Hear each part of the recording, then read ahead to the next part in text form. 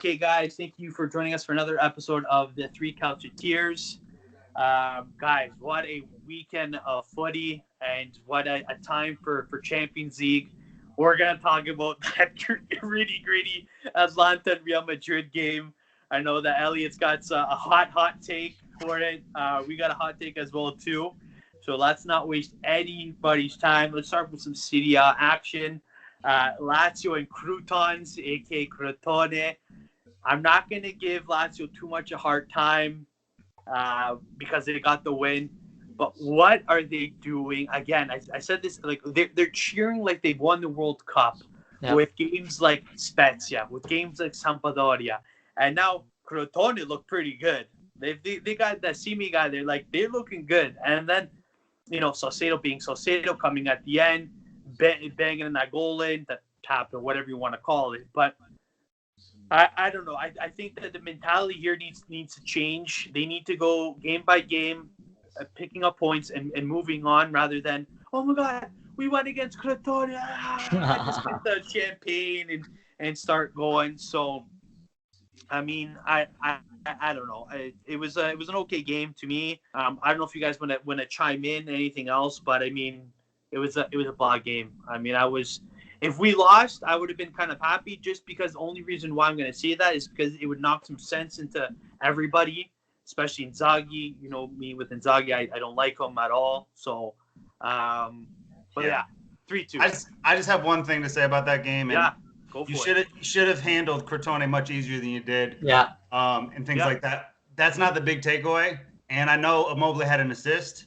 Yep. But I haven't seen this dude since before the Bayern game. Like, he hasn't shown that the Immobile that we're all used to seeing. Yeah. And I know they try to make a big deal about him winning the Golden Boot and putting it on the front page of the paper when that news is like a year old. But he hasn't, ever since he played that Bayern game, he hasn't been good. In the last two games at least, it's like where the hell are you, bud?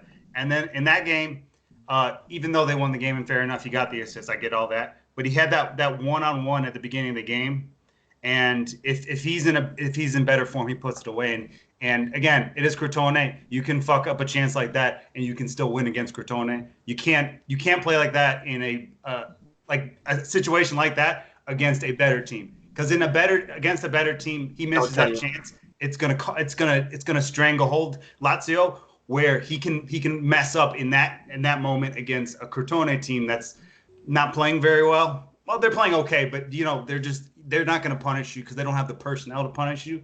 But if Immobile has that same exact sequence against Napoli, against Juve, against Inter, against Roma, even though we don't beat any big teams, but still, a game like that in a moment like that where he misses a chance like that, it's just like it's going to cost him in the bigger game. So my thing, if you're Lazio, try to get him back on form, because as good as some of the other players you have, Immobile can't be playing, I would say C- play the rest of the season, or again, you're trying to get Champions League, and the way you're playing is allowing other teams to choke and still be in the forefront of that entire situation. So I think they made it too difficult on you. You should have won that much easier. But again, it's Immobile getting back in form, and I don't know what's going to happen. I don't think Wednesday night against Bayern, he's going to get that form back. So it's just, I think for Lazio, it's just a matter of getting him back on form, because when he's on form, Lazio are a much better team, just like we saw last year, because when he's not playing at that level, Lazio are in 7th and not 2nd. So I don't know. I just think from that perspective, it's just Immobile needs to be playing better, and he's a great player. I think we all recognize that. But at the same time, you have to be playing better if you're really serious about Champions League. And even though I think they have an outside shot, I still think that should be an ambition of Lazio, and that can't occur if Immobile continues to play like he's Simone Zaza. Simone Zaza, Mr. Clean over there. But yeah, no, totally right there. Again, it's 3-2. You shouldn't be winning games like this. 3-0, 4-0, okay, but 3-2, and it's like, come on, guys. And even 2-0 would have been fine. Yeah, no, for sure, exactly. But again, you're right. Immobile's got to keep that momentum going, because he's not getting any younger. He's 30, 31 now, and it's like we got to squeeze as much juice out of him as we can, right? Moving on to Atalanta and Spezia, 3-1. Obviously, an easy game for Atalanta. The Sassuolo and Verona game. My That gosh, was that was scrappy. Yeah. scrappy. That was Like I so good. was cheering for Verona a little bit. I'm like, come on, let's see how far this Verona team go. But Sassuolo being the kind of dark pony, I'm not gonna call him a dark horse, dark pony coming out of nowhere and just kind of, um, yeah. What'd you guys think of that game? Like I thought it was a great game coming in. It was kind of like I couldn't keep my eyes off the screen. Like I had to oh, if I go out and make a sandwich, boom, there's a goal. I couldn't. I couldn't, you know what I mean? So, any of you guys want to chime in and kind of get your take on that? Like, who are you guys kind of cheering for? Was there kind of like I want Verona to win, I want Sassuolo to win? Like, what was kind of your intake on that? Yeah, I definitely wanted Verona to win the game. Storaro, one of my favorite players. Always cheer for him. But I just wanted with Sassuolo and Verona is a very underrated matchup. Obviously, everyone's thinking the big picture of Napoli Milan. But Sassuolo Verona for me was the match of the weekend. It was the most entertaining game. A Premier League fan could turn on the game. A Bundesliga fan, whatever fan, turn on the game, and you're instantly going to be entertained. From the first minute to the 90th minute, it was just pure entertainment, and that's what I liked. Well, obviously, when you're not watching your team, you just want entertainment. You don't care who wins, unless obviously, like, you need a certain team to win. But it was just pure entertainment. That's what I love. It's a shame that Verona couldn't win. I have a soft spot for them, but Sassuolo really proved that they're in it. They're in it for the long haul, and they're getting these results against their like similar level teams. Mm-hmm. Yeah, I would say no, it was a great game. I mean, I think it's weird because I think you can only be a surprise package once. So Yeah. if you're good again, it's no longer a surprise. So I just find it really strange that everyone's talking about Verona as a surprise package when they're literally in the same exact place as last year and they had so much more expectations. But this was a good game. I didn't really care who won. I just wanted a great game, especially the last couple weeks when you're, at least some of the games that have been on display haven't been great. I think this gave Serie A to a certain extent a breath of fresh air. I didn't watch this game live, as most people. If anyone who follows my Instagram know, I watch all Bundesliga on Saturdays, all Serie A on Sunday. So I didn't watch this live, but I didn't look up the score because I didn't want to ruin it for myself. But even watching it in playback, it was like really exciting, and I don't know if I really had a preference. Part of me wanted Sassuolo to win because of the Romanian center back. But part of me wanted Verona to win because I really like some of their players and their coach is truly amazing. Yeah. But I think this was, it's kind of being swept under the carpet a little bit, but I think this was actually a really good win for Sassuolo in the manner they did it and the fact that they were in Champions League team, then they were the Europa League team, and then they weren't in Europe at all. And they fell off a cliff in the middle of the season. And then they kind of remind me of, to a certain extent, of Cagliari a few years ago, when they were in fourth place and then they totally fell to 12th. So the fact that they ended up winning this game in the manner that they did, getting that late goal, which I think was a little dumb luck, but to get those 3 points for a team that's trying at least to position themselves into a position where they can say, okay, at least we're pushing for Europa League. They won't get it, but I think that's just from momentum, that's a big shift, especially considering how great they started and how poor they've been kind of since the honeymoon period was over. But again, harsh on Verona because I thought they played really well, but you can't win them all, and it doesn't really damage either of their positions in the league. So Verona's not going to feel dejected by the whole situation. But again, it was just from a viewpoint standpoint from anybody, regardless what league you like, unless you're a Premier League fan and you pretend that you're watching garbage. It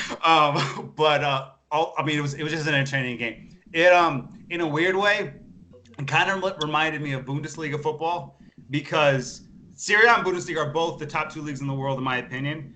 I think the Bundesliga has a slight edge, but if you just look at, just from the strategic standpoint, a lot of Bundesliga is a lot of really high intensity attacking football with maybe not the great defensive. So I think Serie A has the better defensive league, but in terms of an attacking game, that's kind of what you see in the German league a lot. So it kind of reminded me of that style, and I actually really enjoy that style, to especially in seeing it in a Serie A game. And we used to see these games all the time the last couple of years, and it's been a few weeks since we've had a battle like that. And I think it came up at exactly the right time. It's exactly what this, just from a viewpoint standpoint, that the Serie A needed in this moment, and 2 underrated teams that kind of don't get the credit they deserve. People talk about West Ham in 5th place in England and some of the other teams that often But again, West Ham doesn't finish in the 5th place in any other league. Ever.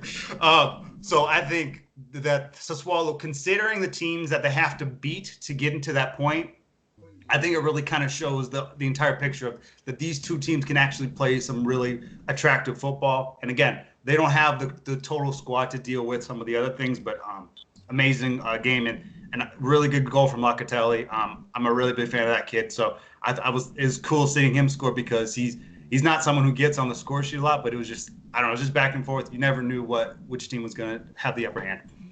Yeah. No, that was good goal. I mean, again, like you said, it's not going to hurt their position at all. No.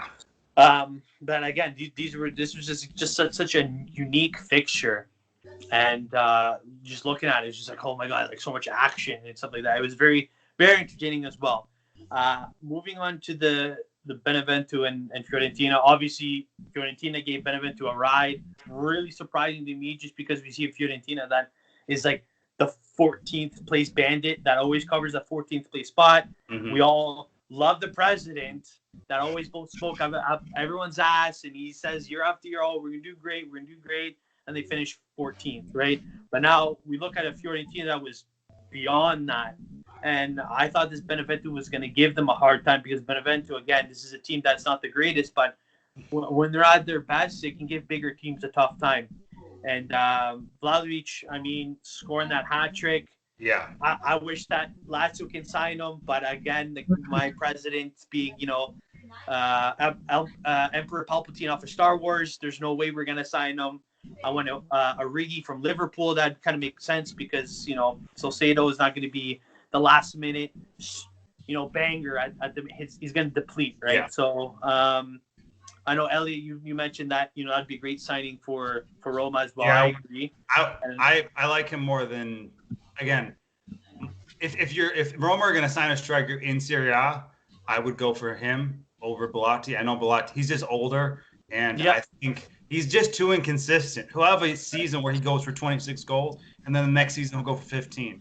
Yeah. Roma just can't mess around with that type of inconsistency. And I'm sure, again, just like I am with the Vertu thing, I'm pretty sure I'm on the fence with that one, but or on one side of this conversation. But I think Vlahovic makes the most sense.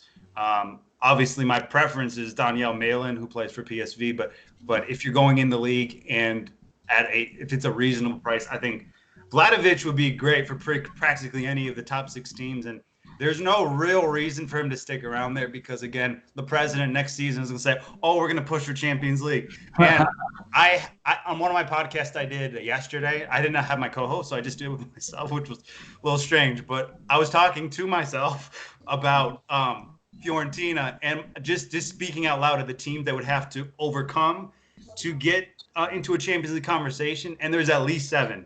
So they're not in a position where they can say, okay, look, Vlahovic, we got a good team coming. We can just stay here for another year and we can prove that. Where with some of these other teams, with not to say that he's going to leave, but Barella's wanted by a lot of clubs. Stay at Inter, we're going to win the league. We can try to go back to back with Zaniolo when he comes back. We got a team that's up and coming. We can do this with some of the other young players, but with Vlahovic, with a Fiorentina team they play great, which means next week they're going to shit the bed because that's just the way it is.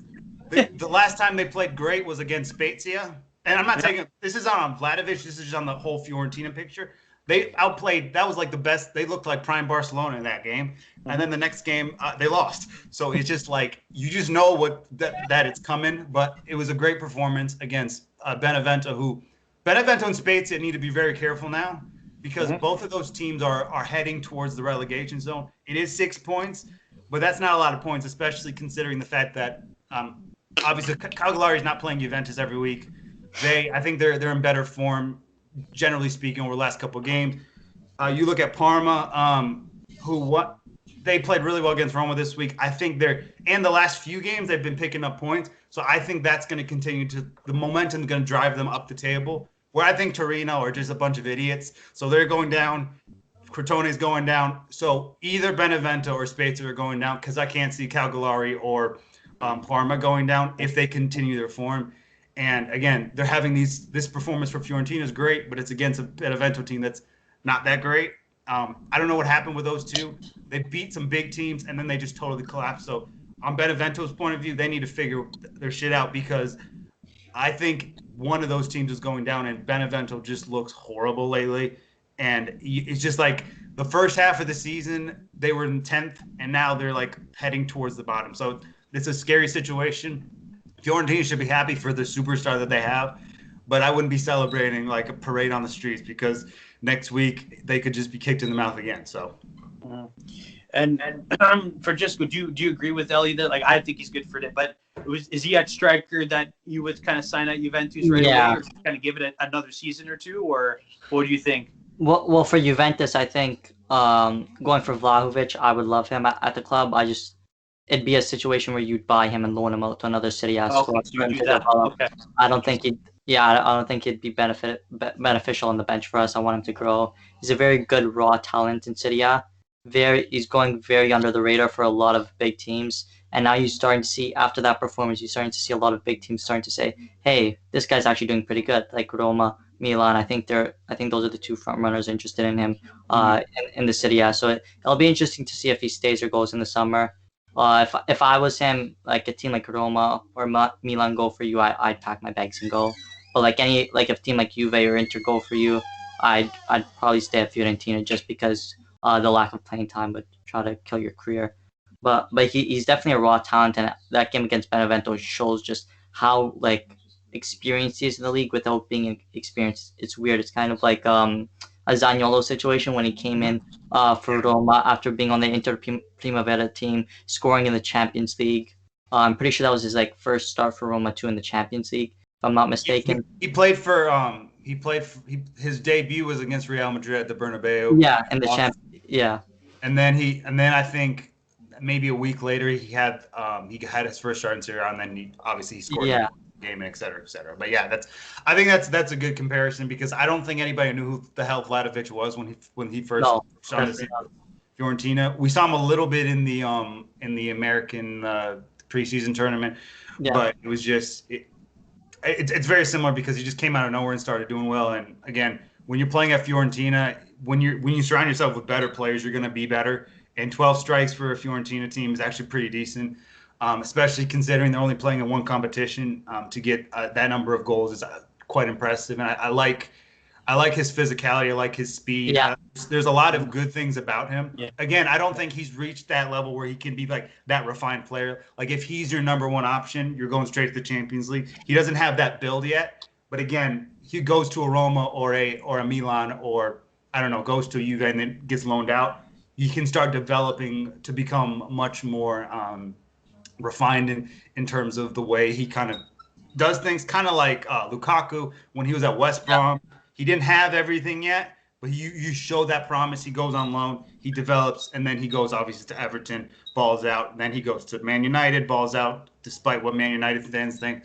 And then he goes to Inter and becomes at worst a top 5 striker in the world. So I think if Vlahovic gets the opportunity to grow, and I'm a Roma fan. I know how this shit works. If he came to Roma for 2 years and then left, I would get that, and I think that's something that he could look at for Milan and Roma, and maybe go to a Juve in 3-4 years time. And this again, I'm not doing this because I don't like Vlahovic. I'm for the same reason. I'm not emotionally attached to Zaniolo because I know where this kind of situation goes. I love Zaniolo, but I'm not buying his jersey. I'm not.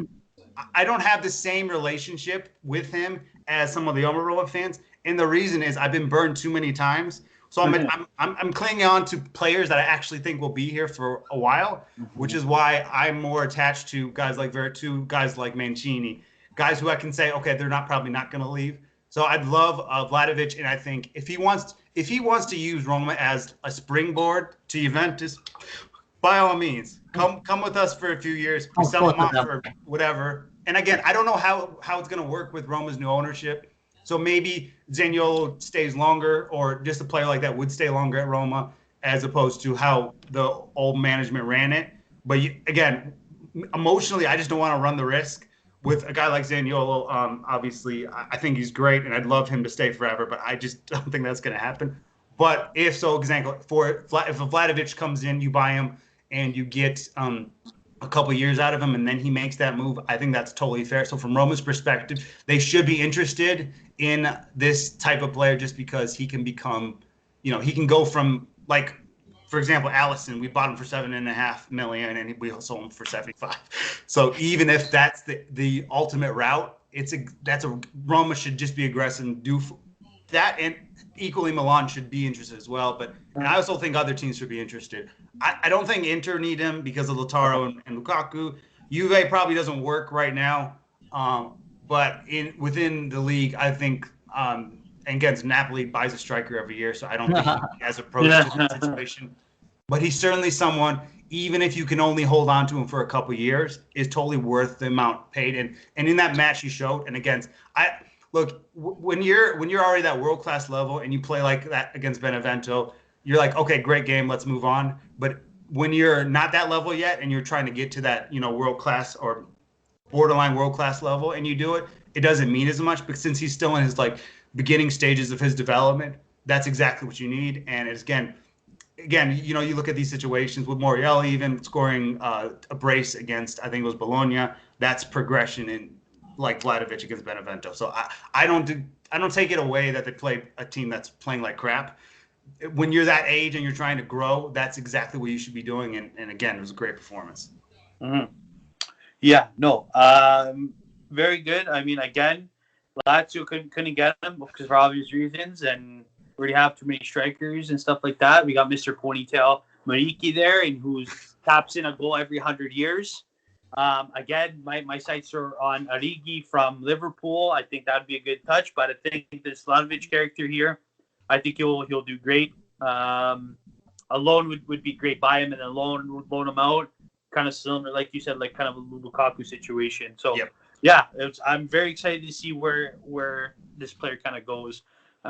Moving on to another scrappy game, Genoa Salami always surprise us against Udinese. Again, this is a team where the points don't affect it that much. Obviously, they're both safe. Udinese is kind of, with Delafeu, Pereira.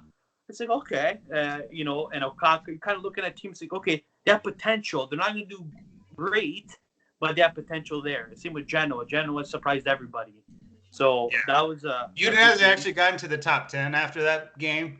Yeah. So, I don't think you don't get a trophy for that, but for a team like that, considering how they started, because they're both of those teams are kind of similar to one another because both started so horribly.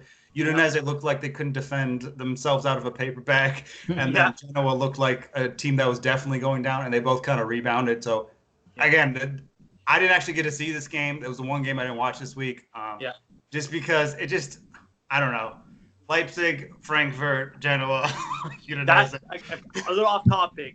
Red Bull Leipzig, the Red Bull Leipzig and Frankfurt game, even though it was a draw, wow though. Yeah. No, it was a great game. So I watched. Don't get me wrong. I watched most of Serie A on Sundays, but the other game was going on at the same time, and my ESPN app said had a Frankfurt, Leipzig, or Genoa, Udinese, and I'm like. It's not hard.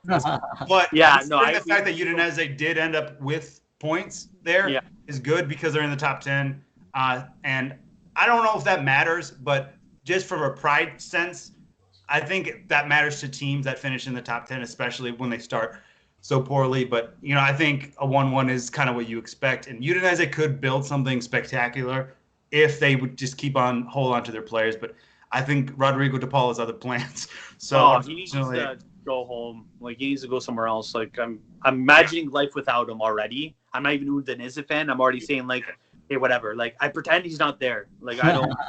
He's not there for me. So, Bologna sandwiches there. Bologna against Sampdoria 3-1. This is a team that kind of is up and down, surprises everybody.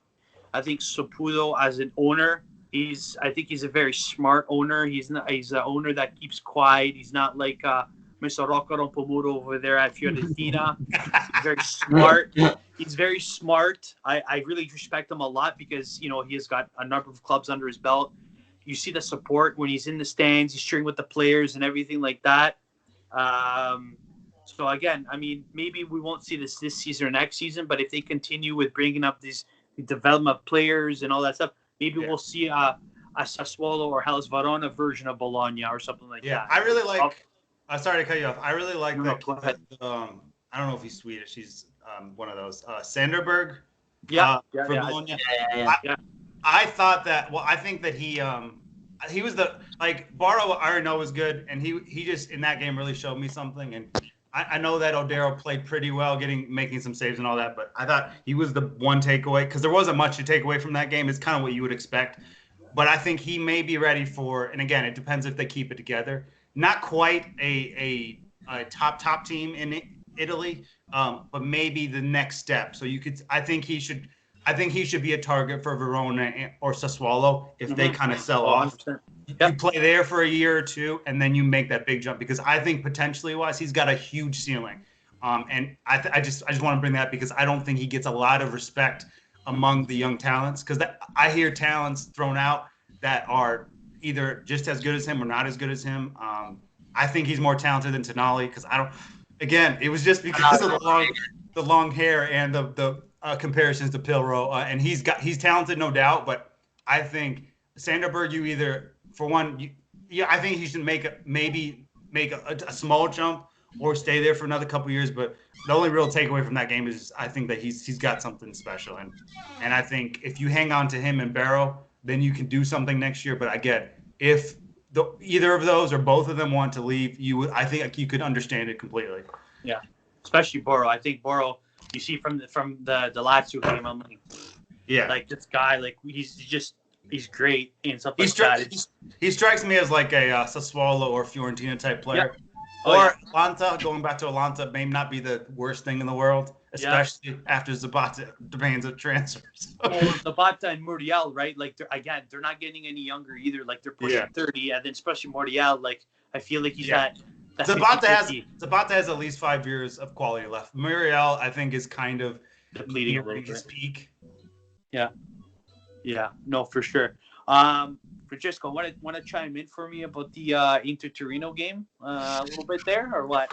Yeah. This is Torino fits my conspiracy theory of all season. It just all these teams just bending over backwards for Inter. I looked at the lineup during the game, like, oh, come on, Torino. I know you're probably gonna lose, but please just put up a fight here, get a point or something. Look at the lineup, and I'm like, the hell is this? See Belotti on the bench. Okay, here we go. Give Inter another easy win. But the Torino team that was on the field surprised me. They put up a good fight against Inter. Obviously, they couldn't get the result, but when the manager is Belotti on the bench and then Belotti comes on at the 89th minute, give him 5 minutes to do something. I don't know if he expects Belotti to be a god, a miracle worker, but it was just disappointing. The potential Torino had, the way they played. You have Belotti there. Obviously, he's not in the best form, but against a team like Inter, you never know. Just a shame to see that these teams, these managers, they see Inter, they're like, okay, do we want Juve winning for the 10th year in a row, or do we want to give it to Inter? Might as well give it to Inter. And it just, first Atalanta, now Torino, it's just like these teams that have potential to beat Inter and prove themselves to have a better season from themselves. They're like, okay, it's one loss to Inter, and then we move on. It's getting ridiculous, but I give credit to the players that were on the pitch for Torino. They put up a good enough fight. Inter really struggled that game. Obviously, Lautaro has really been scoring goals that matter for Inter this season, so I got to give him credit. And let's see for next week for Inter how they're going to respond. Mm-hmm. Yeah, I thought Torino played well.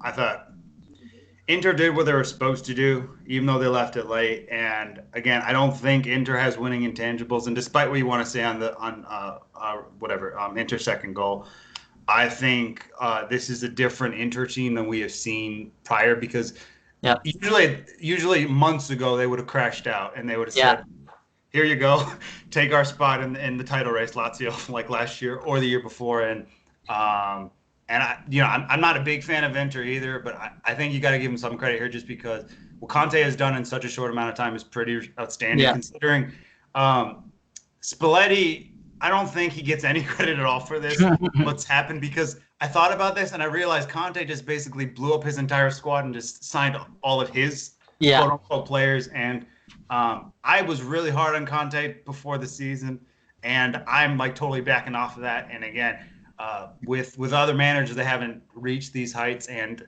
even though Lukaku, this is what Lukaku does, the goal line save that he had in the first half was outrageous.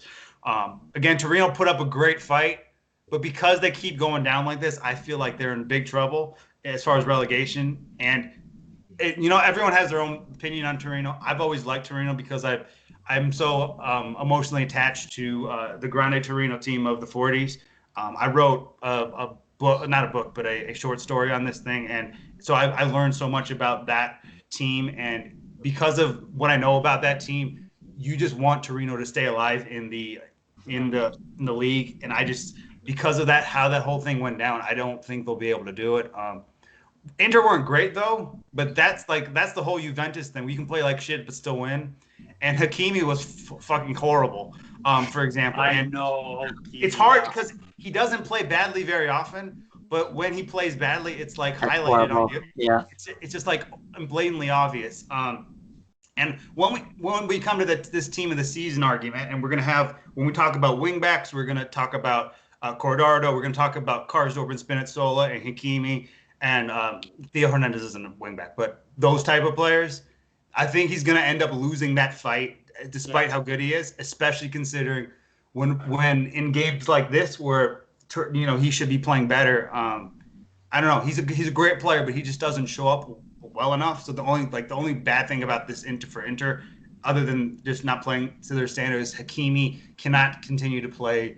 He's just too inconsistent. And again, I think the 40 million that they bought is robbery, but at the same time. Am I really going to look at this situation? And maybe I'm a little biased. I'm putting Rick Karsdorp on that thing before Hakimi, because even in Roma's horrible big game losses, he's always been one of the few people contributing. And you can look at the other players at his position. I think Cordardo has like 12 assists at that position. So I think this game, he was bad for him, but it also weakens his case for team of the season, which I ultimately think he won't get it. So, but again, Inter win, it's tough, and eventually, I think they haven't lost in their last 15. I've only could see like one goal, so they're riding high. This game really tested them, and I think that's even more to the testament of how they're going to like go through the rest of the season. Because last year and the year before that, Inter lose that game, but because of the kind of culture that Conte has somewhat brought this season, I think that's why they win it. But again. And I wouldn't say Torino bottled it. I don't think both teams really played amazingly, but Inter ended up doing enough. But Torino should try to take the little things from that game that they did well. And going forward, obviously, you can't have Belotti on the bench up until the 89th minute because you're giving yourself no prayer. Yeah, definitely for sure. And like you're right with the Torino having its rich history and the plane crash back in the day and stuff like that. You want them to survive. You want them to play good. And, it's funny how Hakimi, it's like a lot of people have their different situations now. It's like, Arsenal and Chelsea want him. And then one week it's like the news that they want him. And the next week after he's playing garbage. And then Real Madrid want him back. And then he's playing great. Yeah. And garbage. It's very back and forth. It totally weakens his case for team of the season as a wingback. Yeah. No, because all the people I just named have been better. And even if you want to put a Theo in there, and I think Theo is a glorified wingback, his defensive approach isn't good enough. Yeah. So even someone who like that has a better argument than Hakimi, and Hakimi is really good, but But it's like when all of these guys I'm mentioning have bad games, but when Hakimi has a bad game, you would have to be blind not to notice it. Yeah. It's like, where's the worst player in the pitch? When he plays well, it's amazing, but when he plays badly, it's like unavoidable. So anyway, that's just a little side note on that situation. A little hot take there from Eliot there about Hakimi.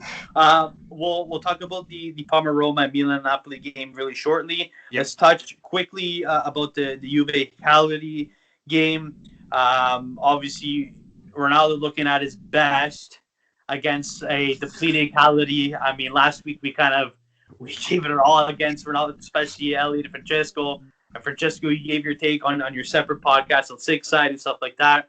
That was great. My whole speech, he was nodding the entire time. When I was preparing my sort of what I was going to say, I really thought he was going to push back on some of it, but it's nice to see that there is some unbiased situations going on. Yeah, well, I mean, there's only, especially from Francesco, there's only so many times you can kind of defend Ronaldo. But Francesco, you made a great point last episode. That guy was a ghost. You could not see him anywhere. You know what I mean? Like with the Porto game. Yeah. So it's like, you know what I mean? So now, I don't know if you guys read the reports or whatever. I know last episode we did a prediction of if he's going to stay, if he's going to go. Eliot, you mentioned like a Tom Brady story situation where he might go to, your idea fantasy world, he might go to Sporting. I said Manchester United. Francesco, you said he'd stay.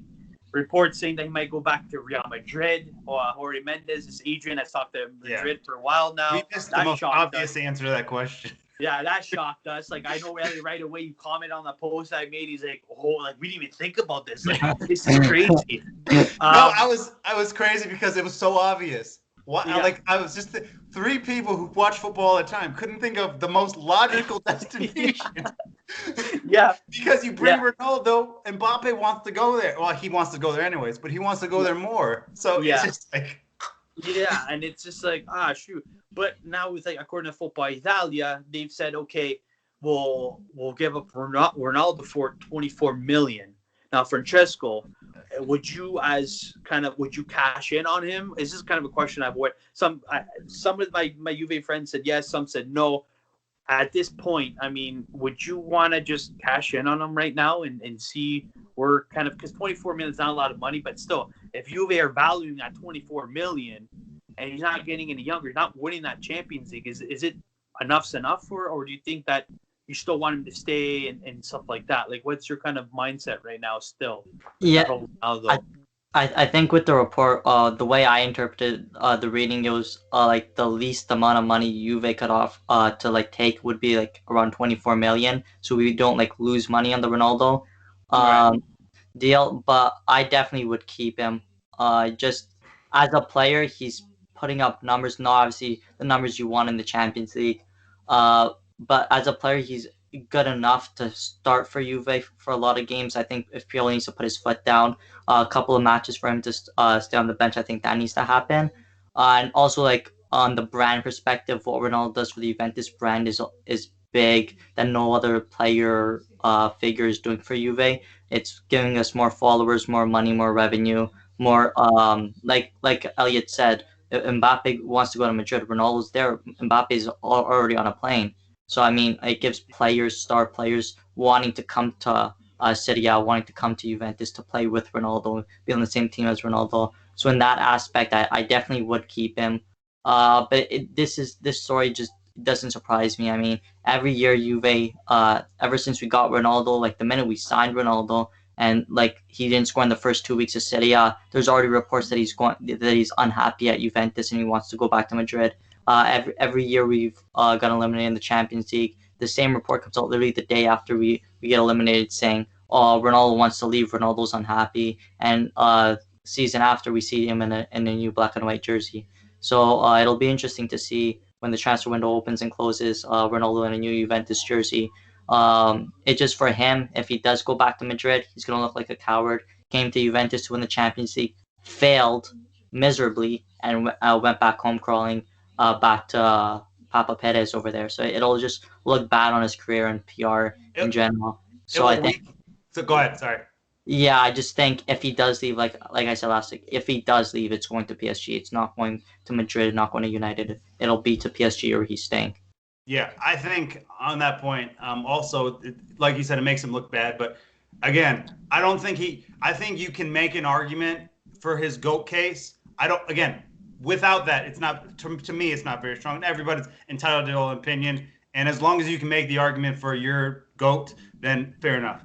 But for like, again, it's not that, I don't think it's the strongest case for him as the greatest ever. But if that happens, it makes the argument even weaker.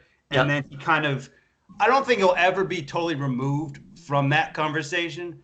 But when you look at the other players in this said conversation with, obviously, Messi, Maradona, Cruyff, people like that, and they don't have, maybe they have a blemish on their record, obviously with Barca choking away all that stuff, and obviously Cruyff doesn't win the World Cup. Maradona, I think unbelievable, but also had some low moments as well. But if Ronaldo comes to the point where he just turns his back on Juve and goes back to Madrid, it's going to make him look like a coward. Again, if it's anywhere else, you can't really.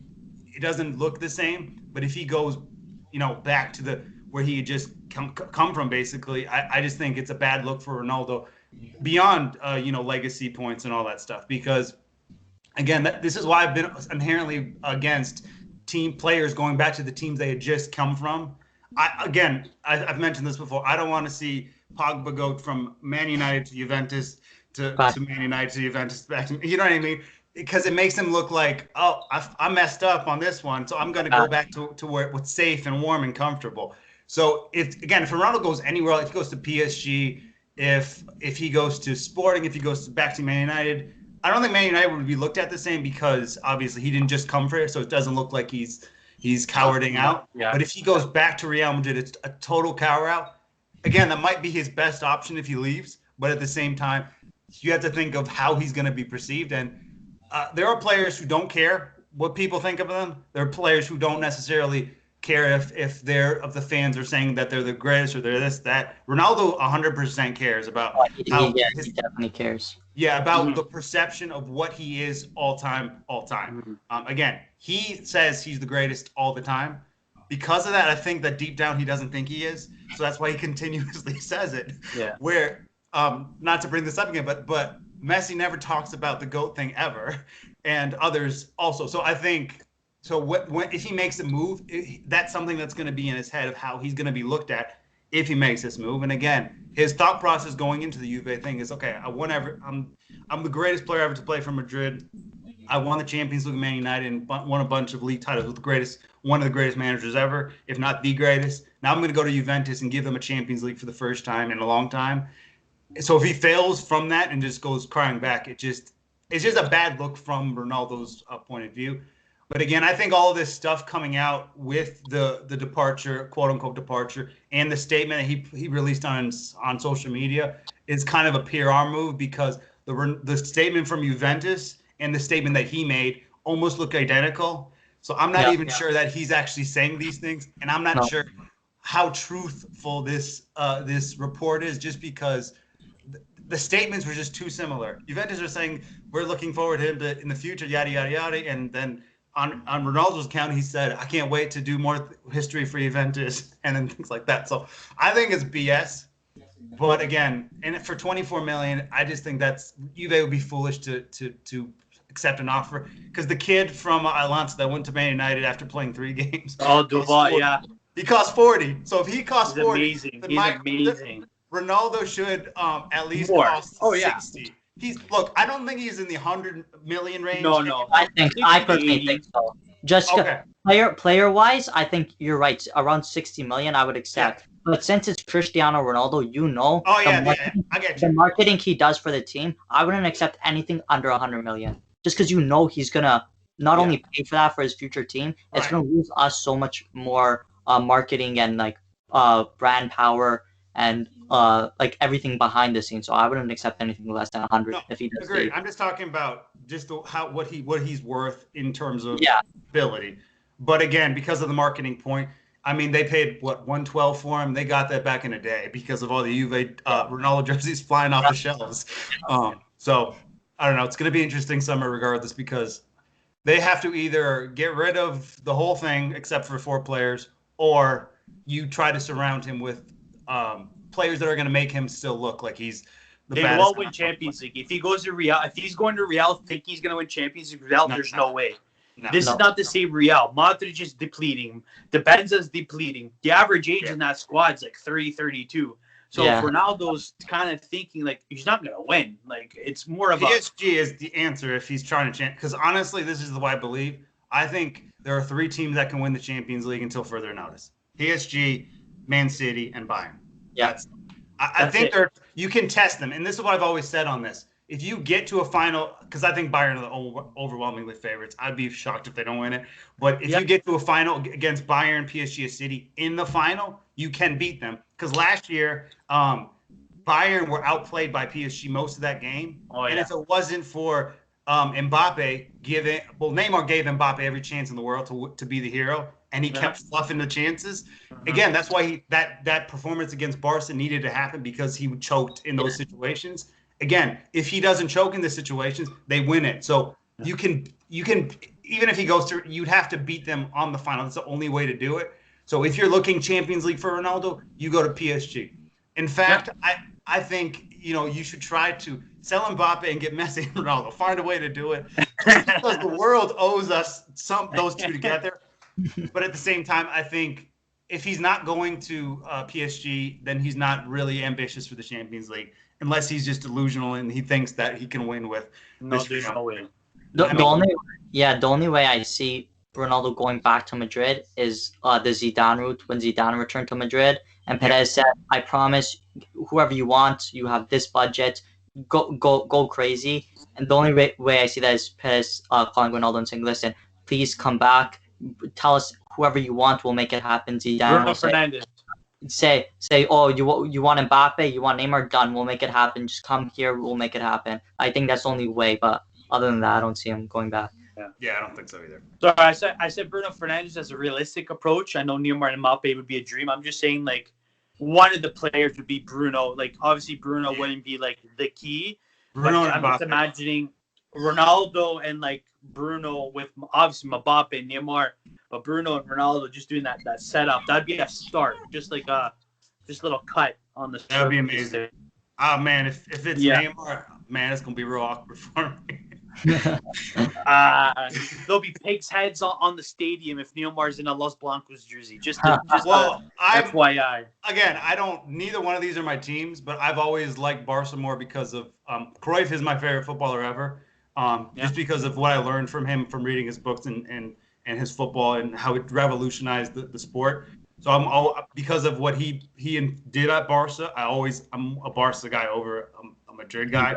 Yeah. But at the same time, I mean, I know you guys, or at least I know you don't like him, but Neymar is one of my favorite players to watch. So I don't want him at Real. So. Fucking. It's my sister's birthday. I'm gonna get injured. Anyways, good points there. Let's move on to the Parmigiano Roma game. Now we've been ripping on Parma ever since this thing started. And we're talking about the man situation and how Parma just utilized the transfer market pretty good, not bad. Spent the money and it just didn't play these players at all. And then now they come against a team that has great potential, could win Europa League or whatever, and then they lose. Like Roma loses to Parma. So obviously, Eliot, you weren't happy as a fan. Kind of just, if you want to chime in. Okay, it was awkward because I kept on saying, play man, and you'll start to get results. And then the first game, he plays 90 minutes. He fucks my team in the ass. You can say what you want about the horrible area ball or how that goal happened. Man is the one doing all the magic. He sets up that first goal, and it's Romanian left or winger to Romanian striker. And I'm like, I like, it was awkward. I'm like, oh fuck. And then I'm like, oh. And then I realized Man was the one who gave the assist. It was just like I wanted to clap, but I couldn't because he just screwed my own team. Again, this was horrible. Again, it's so weird. Shakhtar, we found a way to attack without Jordan. Then we play against Parma and we can't attack at all. Yeah. Horrible.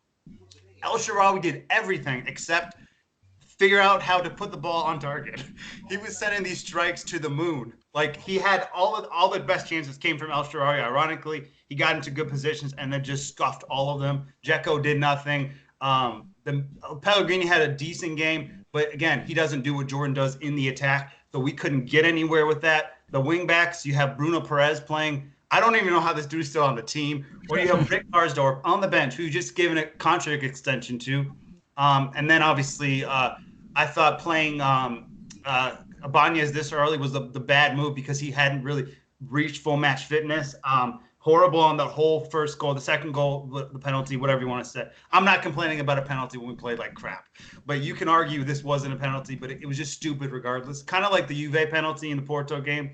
Whether you say it's a penalty or not, it was just a stupid thing to do. Same with, it was Ibanez trying to do too much.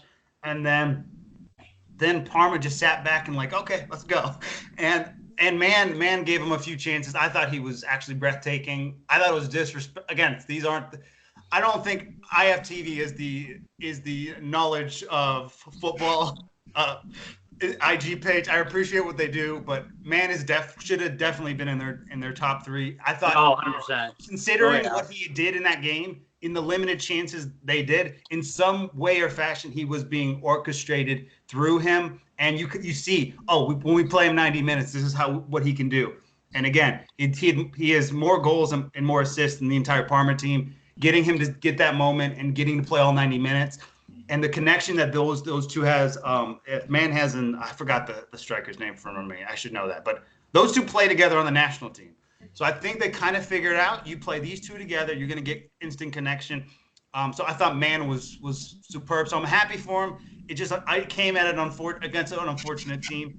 I was hoping it would come against, I don't know, somebody else, Inter, Lazio, Roma. I mean, not Roma, but Torino, something like that, where he would have that moment, but he had a breakthrough moment against my team, which made it awkward because I'm so happy for him. I couldn't be more happy for him, but it was also making me miserable at the same time.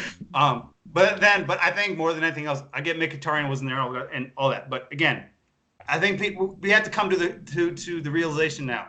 Jordan is removed from this team, and this is how they play. Genoa was horrible, except we got a set piece that scored. This game we were even worse. And in the Fiorentina game, we weren't very good either after he'd left. So anyone who thinks that Jordan is not valuable to this team, you don't know what you're watching, because the whole time I'm watching this game, I'm like, yeah, if Jordan had the ball there, we would definitely be pushing it up the field, because Pellegrini's great, and I'm not denying that, but he doesn't do what Jordan does in that position. We don't have anyone else. He's our most valuable player. He's our most important player. And I don't think by any stretch he's better than Zaniolo. But if Zaniolo had played that game and we still didn't have Jordan, I don't think it would have happened either, because we operate through the counterattack, and he would have done some individual stuff. Maybe he gets a goal back for Roma, but without the counterattacking play from the glue of that attack, you're not going to see that through that. And it's like, now it's so clear that, because again, I was looking at the schedule when he got injured. I'm like, okay, hopefully we can get past Parma, but we're fucked against Napoli, especially if he's not there yet. And if he's injured for longer, we're in even more trouble. I think the Europa League, we can handle it to a certain extent, but I think the top 4, again, I said this before, but I think the top 4 for Roma is now paper thin, and we need to figure out another way, because obviously getting on the counter is not the thing we can do. I think it's getting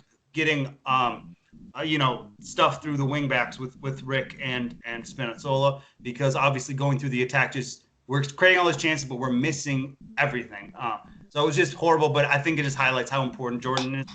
And then I like that Ryan Reynolds came on in the second half for about 20-25 minutes. No relation to Ryan Reynolds, by the way. So, yeah. I liked, he looked nervous, but I like that he gives us a little, because you could see his athleticism. He just needs to get on the same page with the midfield, and if he can get on a same page, he can be someone.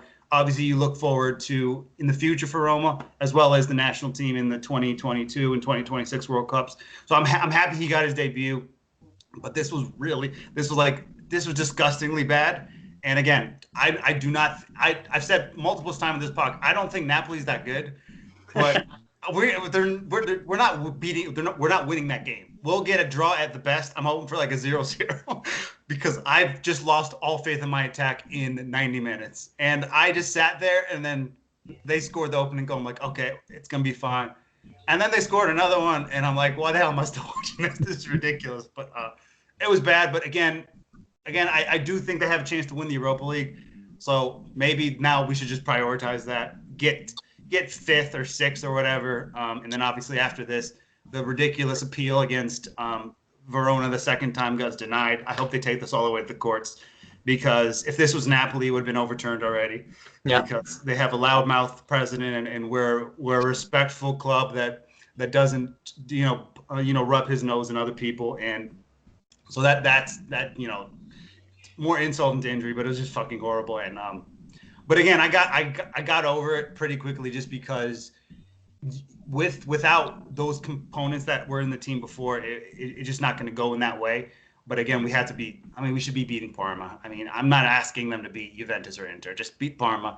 And we still have play Inter on the schedule. So it's just like, because the whole thing was we beat everyone except the big teams. And then we dropped points to Benevento. And now we drop points to Parma. So that whole argument is going against the grain. But it was just bad. Yeah. I know. And it's like, you lose to a team named after cheese. Like, I know Lazio. I bet you any money Lazio could have a tough time too. So I mean, I can't really say much. Moving on to something real quick, the Milan-Napoli game. I mean, looking at it, I was like, it hurt a little bit. Like I thought someone had a voodoo doll and was just like poking me from the inside. Again, I'm not a Milan fan, but I secretly like them. And I really was hoping that they win the league, 10 years after they win the league. That's great. But again, we're and Eliot made a great point too from the last couple episodes. We're seeing a Milan that's chipping away a little bit. Obviously, they're not gonna maybe not lose the fourth spot, the Champions League spot, but it feels like they might just barely hang on or make it to Champions League by a thread in a sense. It looks like that way. They had a lot of time, scoring the goal, in my opinion. I mean, Politano scoring the goal in the 49th minute, I believe. And then that super red card with Rebic on the 90th. That was so stupid. That was come on, guys. And now they're going to be out a guy. And this was a team that I felt confident coming in, watch the Man U and Milan game. That was a good game. Can we all agree on that? Well. They were fortunate too. Yeah. So it's like, okay, they got this in the bag.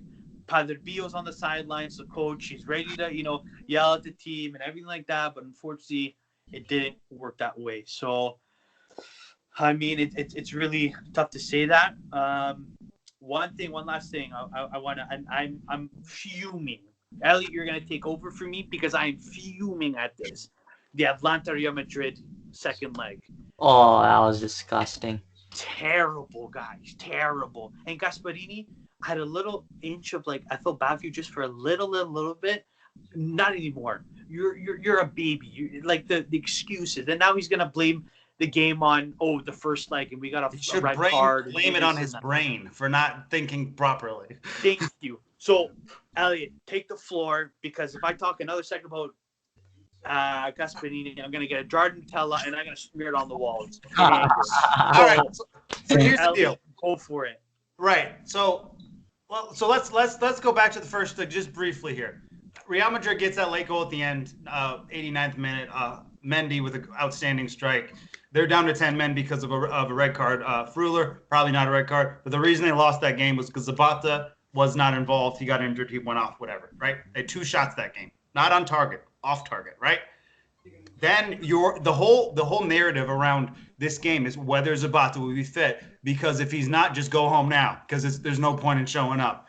Then he becomes fit. He's on the bench against Inter. Then he's reaching I think he's at least 70% good because in today's game he did show that once he came on, he showed that he still got the stuff. Then you get the game. This is the game that defines Atalanta's entire Champions League season. Again, this is the only Italian team I was cheering for. So it was just because over what they've done over the last couple of years is pretty amazing. And we're always wondering, okay, what was the whole thing with Gomez and Gasperini, that whole bust up in one Champions League game. Now he's not even on the team anymore. So it was just a little suspicious. Papa Gomez promised that he would reveal the situation, what would happen. I still haven't heard a thing from him since he left to go to Sevilla. I wanted to know what the heck went down. Maybe he's saving it for the summer, so he's not trying to mess up his former club. So all this is going on, and it's on Zapata to bring them home. And you leave him on the bench? Are you on drugs? Seriously, he is, physically speaking, difficult for any defender. He would be difficult for Van Dijk, not because he's better or he's a world-class player necessarily, but he's physically imposing. He's like a bulldog that runs really quickly. He's great finishing. You leave him on the game. You leave him on the bench for Muriel. Muriel's been playing well. In fairness, he did get the only goal of the game, but you just don't have an option to counter whatever Real Madrid was going to do. Again, I'm not blaming them for the first. The first goal was their fault, and they come in the situation. Madrid takes advantage of the mistake. They put in the back of the net, and it's game over. But you don't know necessarily if you make a different decision, that's still going to happen. Because Zapata isn't not just a great player. He's not just someone who always the year Ronaldo won MVP for Serie A. That was ridiculous, by the way. Zapata should have won it. I agree. He scored against Atalanta, Lazio, Roma, Sassuolo, Inter, Milan. He scored against every big team, and most of the time twice. He is a big game player. In early in the Valencia our second round tie, he had that one knockout goal really set up, and then Ilicic kind of, did what he did in that the Valencia tie that eventually got him to that game. In the Liverpool game where they got smoked, he was the only player that gave Liverpool any trouble. Ask Liverpool fans, that's the player that they were worried about going in, and they were worried about even in that game. So he has proven this season that he is their best player, and I don't think it's even close. Secondly, he is physically imposing to anybody. So what's the best way to take advantage of Madrid? A physically imposing player. I wonder where you could find one of those sitting on your fucking bench. So, and it's like I tweeted right after he'd come on, and I said, well, Zapata comes out too little too late, because you're down 2-0. You can't overturn it at that point. So you leave him in the situation, and I'm not encouraging Zapata to protest and say I'm not playing for you anymore, but I would not be opposed to that. You fucking screwed my Champions League moment. You left me on the bench when I'm healthy. When I don't know if he has more goals this season, but he's, in terms of who's more likely to score a goal on all of the Atalanta team, who's going to give Real the biggest problem? It's Zapata.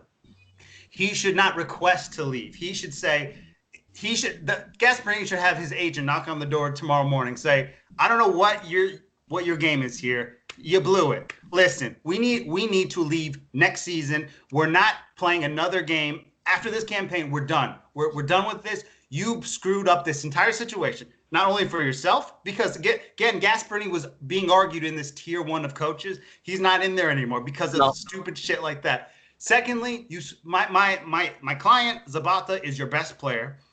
The Madrid game was winnable, and you kept him on the bench in the biggest game of his season. Why do you think he was trying to speed up his recovery so he could play in this game? And then you make the decision, okay, we're going to bring him on now that the game is fucking over. And so I don't know what needs to happen. Again, I mean, if I hope it kind of the Gomez thing, his price goes down to 10 million. Roma scoop in for him, take him. Dzeko, goodbye, Moriel and Zapata. Which actually that would kind of be my preference, but it's just like, and I know Gasperini knows what he's doing. He's done an incredible job, but at the same time, in important moments, he's looked like a dumbass, and he looks like a fool right now because he left his best player on the bench in the biggest game of the season. It's just like, it's basically like Gasperini said, hey, guess what, Zapata? Fuck you. Because he's just in the situation. He's the guy who can get you out of this. He did at least a little bit in the first leg before I get injured. And he had 2 unbelievable chances in the right when he came on. He cut into the box, hit a really ferocious ball at Courtois. He didn't have the spacing and he didn't have the support. And then he had another chance where he was just inches away from scoring. So now you take that. Let's say you subtract that. You put those chances in the first half. And let's say those 2 chances happen in the first 15, 20 minutes of the game. Then he gets the confidence. Then he gets moving. Then he can get you back into the game. And again, fair play for Atalanta for that free kick goal. That was very creative. I liked kind of the approach of that, but again, you can't be leaving your best players on the bench. It's ridiculous. And if I'm Zapata, I'm done with Atalanta. You better sell me to somebody. And I hope it's to an Italian team so I can come back up here up here next year in the Bergamo and score a hat trick playing for Roma. Yeah, no, that's a very, very valid point. Thank you for doing that, because again, Gasperini is a coach that just complains and complains and complains. Every game he's got an excuse. And I always say excuses are lies, my friend, because and you've got the players, use them, utilize them. He'll blame his own mother before he takes accountability. Exactly. Blame his own nonna, frig, let alone, exactly. Francesco, do you kind of agree? Like, what was your kind of thought process coming into the game? Were you kind of like us? Did you think that they had a chance coming in, or it was just like there's no chance? It was weird because Atalanta is always that dark horse team, the underdog that everyone loves, everyone roots for. They play against the biggest teams with no fear, and that's why they were loved by everyone, like neutrals, Atalanta fans especially. And then obviously you had that whole drama with Gasperini and Papu Gomez, and that was a huge hinder because now we're starting to see Atalanta without Gomez, and you see they're not playing as creative as they could be with Gomez, and you see. And then Gasperini, obviously that Inter game, that's when I lost respect for Gasperini after that Inter situation. And now you have Madrid, which is like the only argument you have of certain players not playing against Madrid, against Inter, is to rest them for Madrid. And then you have them in Madrid, and those same players are resting on the bench, which there's no reason to. I personally thought Atalanta had a chance, but then after that Inter game, and I saw the lineup, I said, yeah, Atalanta are finished. I think Gasperini, if this game happens in the 70s and the 80s, right after this game, immediately he's getting searched for fraud or some like someone's paying him under the table. Because there's no way in hell someone could be that stupid to leave your star on the bench against Real Madrid when you're just 1-0 down. It's just ridiculous. But I'm glad they're out now. Gasperini, it's one of those things of sometimes people say money can change you. Gasperini got all his fame from the historic Atalanta story, and now he's changed. He's making excuses in press conferences. He's apparently to Gomez, he was a bully. You know, obviously we haven't seen what details happened. Gomez hasn't disclosed that yet, but Gasperini comes off as the guy who, once he's just a little bit relevant, he comes off as a big shot, someone who's better than he is, and it just awful in the dressing room. That's why you're kind of seeing the demise. Just like Eliot said, if I was Zapata, I'd want to leave immediately. Think about this though, real quick. Think about this. Is it fair to say Zapata is their second greatest player in club history after Papu? Is that fair? From what I've watched, yes. From what I've watched. Okay. So think about this, right? Gasperini, it was never in the Pep portion of coaches. He was never as good as Simeone, but during the stretch where he had made history, he was in that. And this is the funny thing about this whole thing, and I get in arguments about this all the time. The thing is, the team that we fell in love with as fans doesn't exist anymore. No, I agree. And you lost a particular piece every single season, and then you messed up with Papu. He is ruined, not ruined, but he's somewhat ruined. Your two best players in club history. Yes, you have the credit. Zapata became an animal when he joined you. Papu Gomez was in the Ukraine. You helped them develop, but at the same time, if you know all that about them, he still messed up the two best players Atalanta have and ever will have. And again, Atalanta, I think, is just because of the journey they went on, is always going to be respected and loved. At the same time, though, and they're never going to go so deep where they'll start finishing 12th again. But they could get into the Verona and Sassuolo area, which isn't bad. But this team is window for European football, and I think they'll get fourth this season at this point at least. So maybe they extended another season. But if he doesn't change the way he starts treating his players and starts being a leader instead of being just some guy who's just making excuses and yelling at his players, that, in all due respect, this Atalanta thing he has responsibility for. But Papu is the one who really started it, because the year he broke through was the year everything was good. And before Zapata got there, he wasn't doing much either. He was for Atalanta. They went from a team relegated all the time to a team finishing mid-table or top 7, stuff like that. And then Zapata came up and scored 20 goals a season the first year. Second year, he got hurt, was out half the year, still at 20 goals a season. So it's just like he's ruined. Their two best players. Atalanta will never have, at least in this era, will never have two better players than Zapata and Papu Gomez. And for the I hope to a certain extent, and I don't know if I hope this because I don't really care who wins the Coppa Italia. But what I kind of want is Atalanta to win it, Zapata to be the star, and then him just giving Gasperini the finger on his way out. Yeah. Just kind of like the guy in the Seahawks flipped off his coach when he was being taken off. Yeah. I want him to just say, win the Coppa Italia, just because Zapata deserves that with his legacy. Mm-hmm. And then to sit up there and say, yeah, but I won this. It wasn't, but Gasperini's a fucking fool. He detached the season and sabotaged Atalanta. Imagine if this team made the quarterfinals. Yes, Madrid's not the greatest team. That would have done so much for those people in that city. Oh, and they loved it. Gasperini is a god. where they should really be thinking about where their idols lie, and it lies with the guy wearing number 99, not the one on the sideline, because before Zapata was scoring 20 goals a season, this team wasn't in the Champions League. Yeah. And before Papu Gomez was ripping it up, they weren't in the Champions League either. Those are the two people. He doesn't get no statue. Zapata, just because of the limited history, Zapata and Gomez deserve not even they should have a statue together, because those two are the ones who are responsible for all this. Gasperini gets some credit for developing them, but to make this type of error in the biggest game of the season and ruin your two best players just shows he's not what we thought he's not what most people thought he was, which was a manager that's not in the Pep area and not in the Simeone area, but not far behind. And it's clear that I don't know if it was a fluke necessarily, but he just made the dumbest decision you could possibly make in the biggest game of the season. And after this, he'll say, "Oh, well, my mother gave birth to me, so it's her fault that I left Zapata on the bench." And again, he understood he had to make that decision immediately, because once he sort of made that decision, he's like, "Oh shit, Zapata, get ready." But it's too late at that point.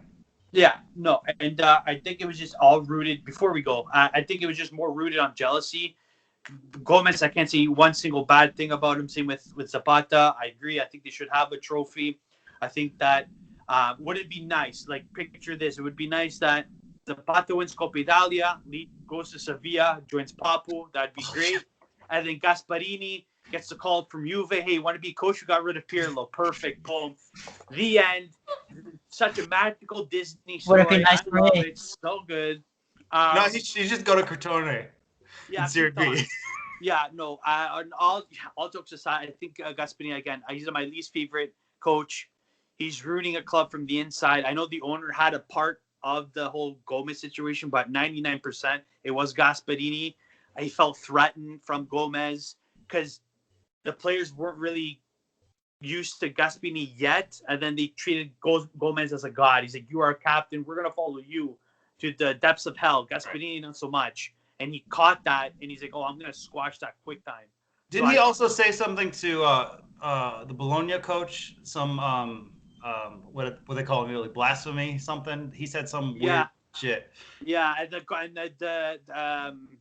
the Bologna coach told him that, like, "Fanculo, shut up." Like, I saw that because that was when fans weren't in the stands and you could hear it from the sideline. I don't know a lot of Italian words. I know that one. So I'm like, well, there's some parts where like he doesn't like shake hands with coaches. He's a baby. He's a crybaby. Sore loser. He's a sore loser. So he's like Conte, but without getting the results that Conte does. Like Conte, when he's someone has said it already. Thank you. But Gasperini makes excuses and doesn't win the big games. Like, doesn't really have anything other than like that magic like form Atalanta had with Gomez and Zapata. Gasperini has nothing to prove to his name. Yeah. Conte has what, 3 league titles in Italy, right? Something like that. He could have 4 by the end of the season, and he's won the Premier League. I mean, you can say what you want about Conte, and again, he's largely responsible for what the change that's going on at Inter. He's got silverware. Put your trophies on the table, mate. And Gasperini has everything, all the negative things about Conte without the positive ones. Yeah. No, I'd be shocked if Atalanta fans won for next season. I think there's going to be revolt. I think there's going to be mutiny within the club now.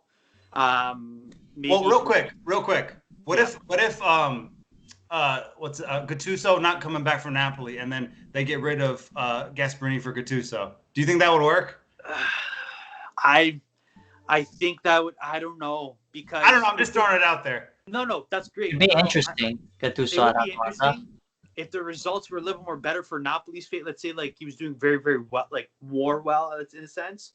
They kind of earned his stripes, and now Atalanta were like, okay. I think Gattuso, what he needs to do, he needs to do a full like legit season with another club. Maybe with Napoli, let's say he's safe. Yeah. Then Atalanta be like, okay, we're getting sick of this crybaby with Gasperini. Let's take this guy, even though he's hard and he's harsh. I think this is what the players need. But again, Mr. Sometimes good, sometimes shit, aka Gattuso, he's not gonna lay off so many excuses. Like, I think he's a man of his word. He always blames himself, regardless of the result. Exactly. Or Milan got him back in the day. I think that's a great idea. Obviously, now, like, again, I think that Gattuso needs one full good season. Then Atlantis be like, okay, Gasperini, enough's enough. Like we need the Milan Gattuso in order to correct me if I'm wrong. Milan Gattuso to be the Atalanta coach. But that's interesting. I would.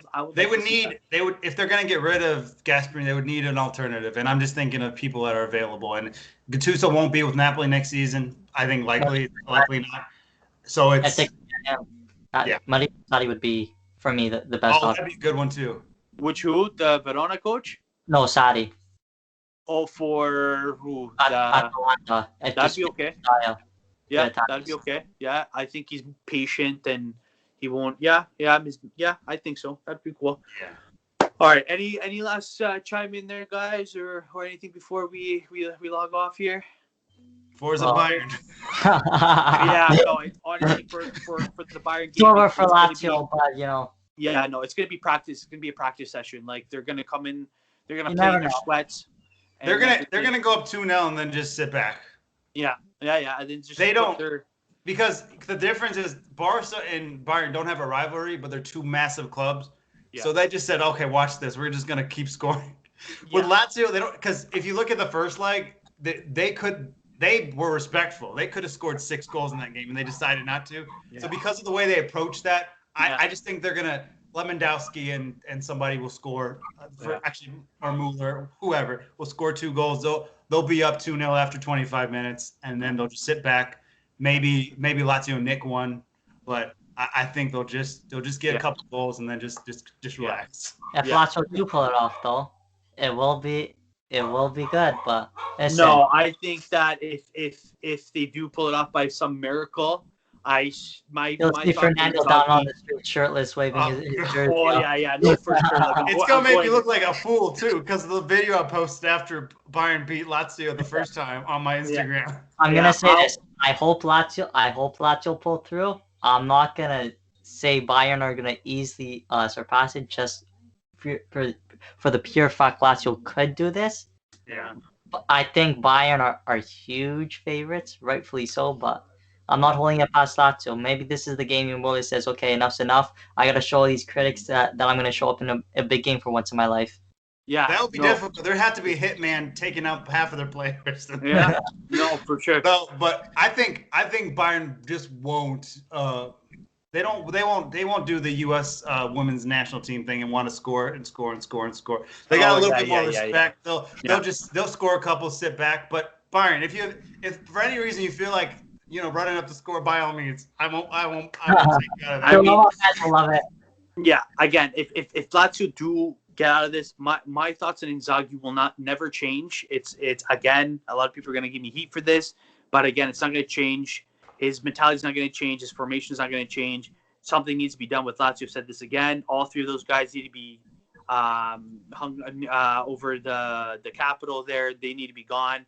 So I mean, they just need to go past this and kind of think about the next step. So if they win, I'm going to pull old school. Sorry? Inzaghi's been there too long for him to be in the job. He needs to leave. He's been there for like 8 years. Yeah, he needs to leave. But yeah, having said that, I mean, Forza Lazio, I guess. I don't know. My job I guess. I'm supposed to say that as a fan, apparently. If Lazio win, Fernando's going to both FaceTime us with his shirt off, running on the streets. Yeah! Oh, yeah. Old school. Welfare, old school. I'm going streak. That's me, for sure. If Lazio win, I'll wear a Lazio jersey on camera. Boom. I will take that. I will take that. You guys heard it here first. I don't have one, so you have to send me one, but I'll do it. I'll see what I can do. All right, guys. Thank you so much for joining us. What a great episode. We'll tune in next time. Check us on our YouTube channel. Like, subscribe, comment, and again, no Nutella sandwiches were hurt in the process of this video. Good night, guys. Maybe tomorrow they will. Yeah, maybe tomorrow. Okay. Ciao, guys. See ya. Ciao.